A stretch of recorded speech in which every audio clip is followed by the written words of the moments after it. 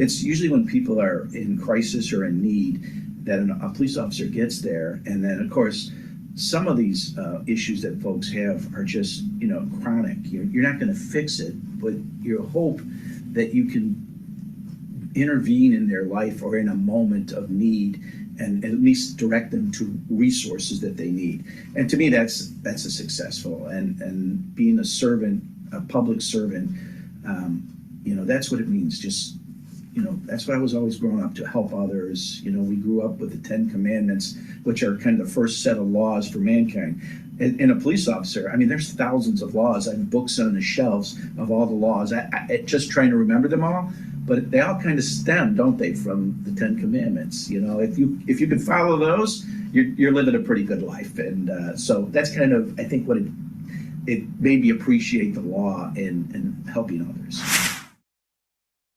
We all have faith in something, right? Some people have faith in medicine, some people have faith in whatever.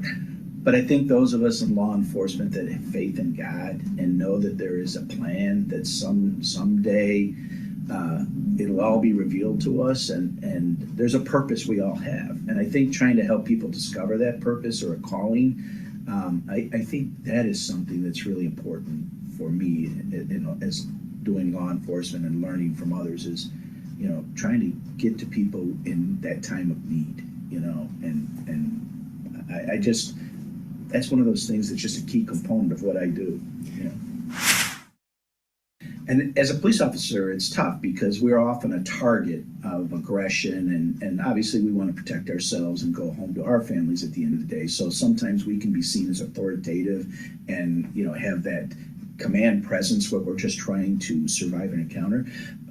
But I think that's really critical, is just being able to identify where people are at and then bring them out of, if it's a dark or bad place, to someplace better. And we may not be able to do it right then and there, but find the resources, because that's what we do in the community. I look at heroes as anyone that goes out every day and tries to help someone else, not for their own personal gratification, just because it's the right thing to do. I mean, that's the life of a servant leader, right? That we go and we make someone else's life better. That's great when you can do that, but I think there's also some things that go on in our own self that when we help others that we don't even realize, we feel better about it. We're more healthy about it. It actually helps us by helping others. So those are who I consider heroes. People that go out every day. They're the unsung heroes that we don't ever put on billboards, or we don't make movies about them. That's the vast majority, the silent majority, that goes out there and does great things, little bits of good things that makes this a great country and makes worth being part of humanity. I think it's incumbent upon law enforcement to make that first step, to go out to the faith-based community and say, hey, listen, we're seeing people in crisis, and you're seeing people with spiritual crises perhaps. Let's get together and find out what's going on in our community. It's our goal as law enforcement to have a safe and thriving community. You can't do that with just cops. You need the pastors, the preachers, the ministers. You need those folks as well, because we're all involved in people, everybody's lives. And like I said, police officer are often seen as that one that says, no, you can't do something. That's a small part about it.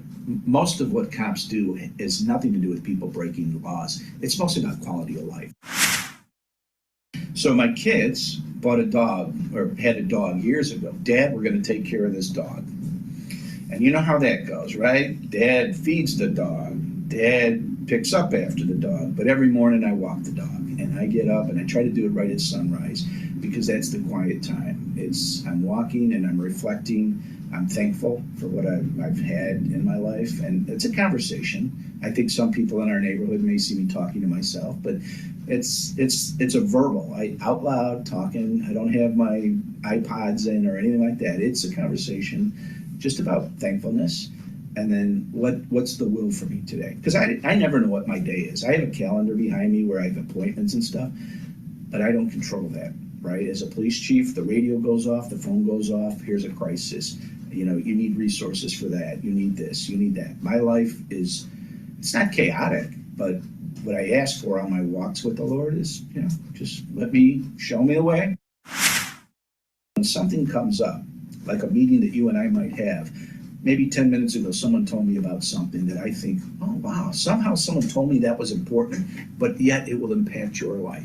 Those little spurts of wisdom, or I call it God's graces, that come to me throughout the day, and sometimes on the walk, it happens. Sometimes I'm just reflecting, enjoying the sun came up today. Here's another day to do whatever God's will is through the power that he's invested in me. And so some days I know it's him, and some days I'm so busy I don't realize it's him till the next day when I'm thinking about it, like, oh, okay, yeah, now I understand.